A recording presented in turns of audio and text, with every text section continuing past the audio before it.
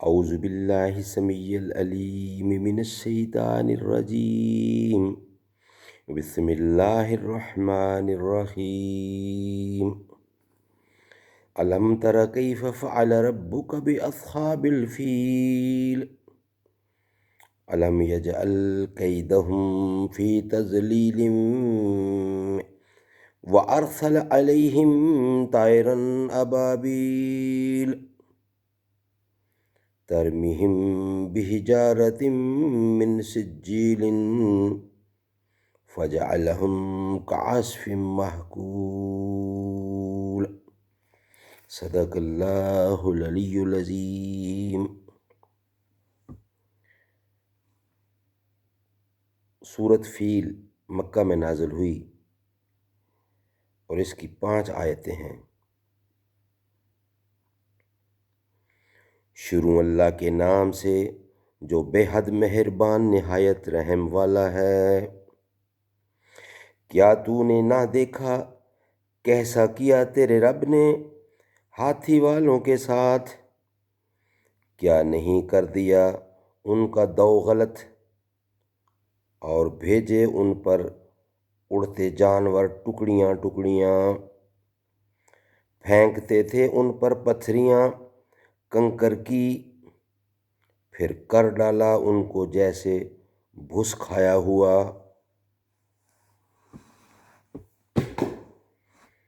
یعنی ہاتھی والوں کے ساتھ تیرے رب نے جو معاملہ کیا وہ تم کو ضرور معلوم ہوگا، کیونکہ یہ واقعہ نبی کریم صلی اللہ علیہ وسلم کی ولادت باسعادت سے چند روز پیشتر ہوا تھا، اور غائیت شہرت سے بچہ بچہ کی زبان پر تھا۔ اسی قرب عہد اور تواتر کی بنا پر اس کے علم کو رویت سے تعبیر فرما دیا۔ یعنی وہ لوگ چاہتے تھے کہ اللہ کا کعبہ اجاڑ کر اپنا مصنوعی کعبہ آباد کریں، یہ نہ ہو سکا۔ اللہ نے ان کے سب دو پیش غلط اور کل تدبیریں بے اثر کر دیں۔ کعبہ کی تباہی کی فکر میں وہ خود ہی تباہ و برباد ہو گئے۔ اصحاب فیل کا قصہ مختصر یہ ہے کہ بادشاہ حبشہ کی طرف سے یمن میں ایک حاکم ابرہ نامی تھا۔ اس نے دیکھا کہ سارے عرب کعبہ کا حج کرنے جاتے ہیں، چاہا کہ ہمارے پاس جمع ہوا کریں۔ اس کی تدبیر یہ سوچی کہ اپنے مذہب عیسائی کے نام پر ایک عالیشان گرجا بنایا جائے، جس میں ہر طرح کے تکلفات اور راحت و دلکشی کے سامان ہوں۔ اس طرح لوگ اصلی اور سادہ کعبہ کو چھوڑ کر اس مکلف و مرصع کعبہ کی طرف آنے لگیں اور مکہ کا حج چھوٹ جائے گا۔ چنانچہ صنعاء میں، جو یمن کا بڑا شہر ہے، صنعاء، اپنے مصنوعی کعبہ کی بنیاد رکھی اور خوب دل کھول کر روپیہ خرچ کیا۔ اس پر بھی لوگ ادھر متوجہ نہ ہوئے۔ عرب کو خصوصاً قریش کو جب اس کی اطلاع ہوئی سخت خشمگین ہوئے۔ کسی نے غصہ میں آ کر وہاں پخانہ پھیر دیا، اور بعض کہتے ہیں کہ بعض عرب نے آگ جلائی تھی، ہوا سے اڑ کر اس عمارت میں لگ گئی۔ ابرہہ نے جلا کر کعبہ شریف پر فوج کشی کر دی، بہت سا لشکر اور ہاتھی لے کر اس ارادے سے چلا کہ کعبہ کو منہدم یعنی گرا دیا جائے، مٹا دیا جائے، کر دیا جائے۔ درمیان میں عرب کے جس قبیلہ نے مزاحمت کی اسے مارا اور مغلوب کیا۔ حضرت کے دادا عبد المطلب یعنی حضور صلی اللہ علیہ وسلم کے دادا عبد المطلب اس وقت قریش کے سردار اور کعبہ کے متولی اعظم تھے۔ ان کو خبر ہوئی تو فرمایا، لوگو اپنا بچاؤ کر لو، کعبہ جس کا گھر ہے وہ خود اس کو بچا لے گا۔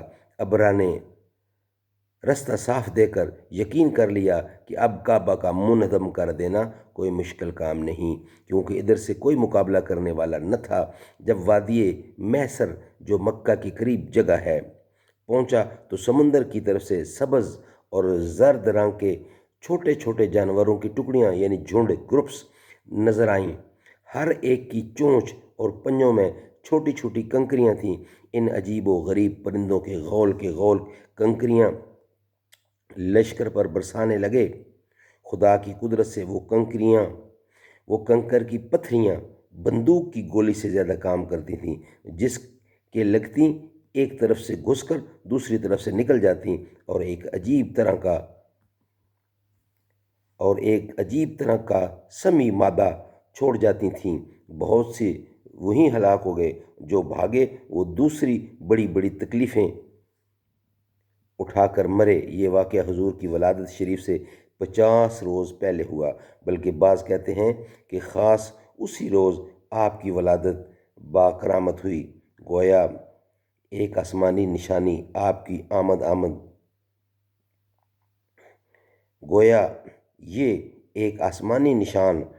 آمد کا تھا، اور ایک غیبی اشارہ تھا کہ جس طرح اللہ تعالیٰ نے اپنے گھر کے فرق العادہ حفاظت فرمائی ہے،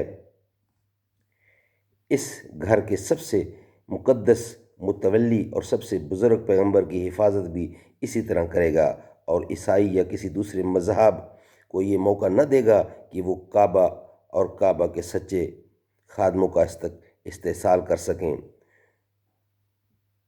جو بیل گائے وغیرہ کھا کر آخور چھوڑ دیتے ہیں، یعنی ایسا پراگندہ منتشر، متبذل، بدصورت، نکما اور چورا کیا ان کو، اور وہ منتشر ہو گئے اور بھاگ گئے۔ اللہ تعالیٰ حفاظت کرنے والا ہے، اور وہی حفاظت کرتا ہے، اور اسی نے حفاظت کی۔ اللہ تعالیٰ ہمیں اللہ کی مدد پہ بھروسہ کرنا چاہیے، لوگوں کی فوجوں پہ، لوگوں کی تعداد پہ، یا لوگوں کے مشین زوروں پہ بھروسہ نہیں کرنا چاہیے، لوگوں کی طاقت پہ بھروسہ نہیں کرنا چاہیے، اللہ کی طاقت پہ بھروسہ کرنا چاہیے۔ اللہ تعالیٰ ہمیں عمل کرنے کی توفیق عطا فرمائے۔ اللہ تعالیٰ ہمیں ماں باپ کا سچے دل سے احترام کرنے کی توفیق عطا فرمائے، اور جن کے ماں باپ اس دنیا میں نہیں ہیں، اللہ تعالیٰ ان کی قبروں کو منور فرمائے۔ صلی اللہ تعالیٰ علی خیر خلقہ محمد وعلی آلہ